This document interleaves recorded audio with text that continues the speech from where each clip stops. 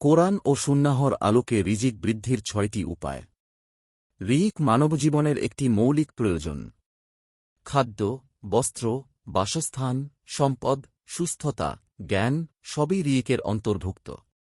ইসলাম রিজিককে কেবল অর্থনৈতিক বিষয় হিসেবে দেখেনি, বরং এটিকে আল্লাহর পক্ষ থেকে নির্ধারিত এক বিশেষ নিয়ামত হিসেবে বিবেচনা করেছে। আল্লাহ তাআলা যার জন্য ইচ্ছা প্রশস্ত করেন, যার জন্য ইচ্ছা সংকুচিত করেন। কিন্তু একই সঙ্গে তিনি কিছু আমল ও গুণাবলীকে রিজিক বৃদ্ধির মাধ্যম হিসেবে নির্ধারণ করে দিয়েছেন। অনেক সময় মানুষ হালাল চেষ্টা করেও রিজিকে বরকত পায় না, আবার কেউ সীমিত উপার্জনেও প্রশান্তিতে জীবন যাপন করে। এর মূল রহস্য লুকিয়ে আছে আল্লাহর বিধান ও সুন্নাহ ভিত্তিক আমলের মধ্যে।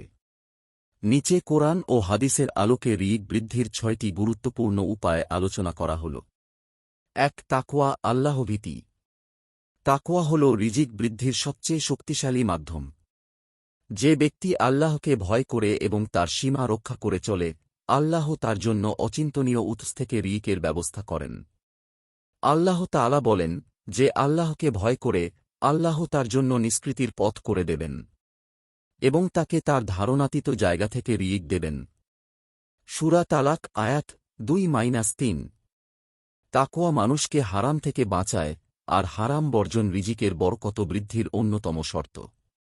২. তাওয়াক্কুল, আল্লাহর ওপর পূর্ণ ভরসা। তাওয়াক্কুল মানে চেষ্টা বর্জন নয়, বরং সর্বোচ্চ চেষ্টা করে ফলাফলের দায়িত্ব আল্লাহর ওপর ছেড়ে দেওয়া। যে ব্যক্তি প্রকৃত অর্থে আল্লাহর ওপর ভরসা করে, আল্লাহ তার জন্য যথেষ্ট হয়ে যান। আল্লাহ বলেন, যে ব্যক্তি আল্লাহর ওপর ভরসা করে, তিনিই তার জন্য যথেষ্ট। আল্লাহ তাঁর কাজ পূর্ণ করেন। সূরা তালাক ৩। রাসূলুল্লাহ সাল্লাল্লাহু আলাইহি ওয়াসাল্লাম বলেন, যদি তোমরা আল্লাহর ওপর যথার্থভাবে ভরসা করতে, তবে তিনি পাখিদের মতো তোমাদের রিজিক দিতেন। তারা সকালে খালি পেটে বের হয় এবং সন্ধ্যায় ভরা পেটে ফিরে আসে। তিরমিজি, হাদিস 2344। ৩. দান সদকা। দান বাহ্যিকভাবে সম্পদ কমালেও প্রকৃতপক্ষে তা রিজিক বৃদ্ধি করে। কারণ দান আল্লাহর সঙ্গে এক লাভজনক লেনদেন। আল্লাহ তাআলা বলেন, কে আছে যে আল্লাহকে উত্তম ঋণ দেবে? ফলে তিনি তার জন্য বহু গুণে বাড়িয়ে দেবেন। সূরা বাক্কারাহ আয়াত ২৪৫। রাসূলুল্লাহ সাল্লাল্লাহু আলাইহি ওয়াসাল্লাম বলেন, সদকা সম্পদ কমায় না। মুসলিম, হাদিস ২৫৮৮। ৪. কৃতজ্ঞতা, শুকরিয়া আদায়। নিয়ামতের শুকরিয়া আদায় করলে আল্লাহ তা বাড়িয়ে দেন। শুকরিয়া শুধু মুখে নয়, অন্তরে স্বীকৃতি ও আমলের মাধ্যমে প্রকাশ পায়। আল্লাহ তাআলা বলেন, যদি তোমরা শুকরিয়া আদায় কর, তবে আমি অবশ্যই তোমাদের বাড়িয়ে দেব। সূরা ইব্রাহিম আয়াত ৭। শুকরিয়া রিজিকের ধারাবাহিকতা ও বরকতের গ্যারান্টি। ৫. ইস্তিগফার, ক্ষমা প্রার্থনা। গুনাহ রিজিক আটকে দেয়, আর ইস্তিগফার রিজিক খুলে দেয়। নবী নূহ তার কওমকে ইস্তিগফারের মাধ্যমে রিজিক বৃদ্ধির সুসংবাদ দিয়েছিলেন। আল্লাহ বলেন, তোমরা তোমাদের পালনকর্তার কাছে ক্ষমা প্রার্থনা করো। তিনি তোমাদের ধনসম্পদ ও সন্তান সন্ততি বাড়িয়ে দেবেন। সূরা নূহ আয়াত ১০-১২।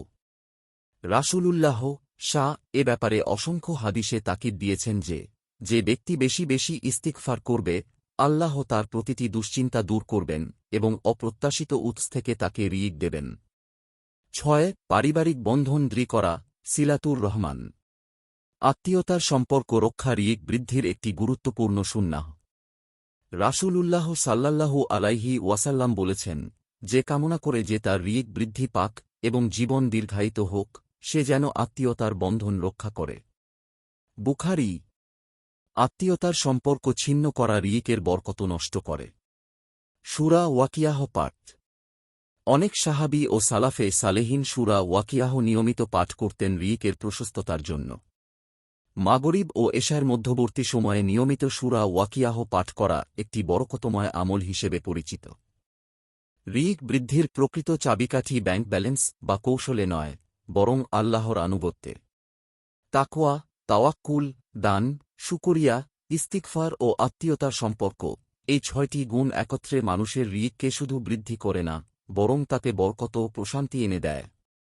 রিক আল্লাহর পক্ষ থেকে নির্ধারিত, তবে তা লাভের পথও তিনিই শিখিয়ে দিয়েছেন। প্রয়োজন শুধু আন্তরিক আমল ও দৃঢ়বিশ্বাস। আল্লাহ তাআলা আমাদের সবাইকে হালাল রিক, প্রশস্ত রিক এবং তাতে বরকত দান করুন। আমিন। নিয়মিত ইসলামিক এবং স্বাস্থ্য বিষয়ক ভিডিও পেতে লাইক, কমেন্ট, ফলো এবং চ্যানেলটি সাবস্ক্রাইব করে পাশে থাকবেন। মহান আল্লাহ আপনাকে উত্তম যা দান করুক। আমিন।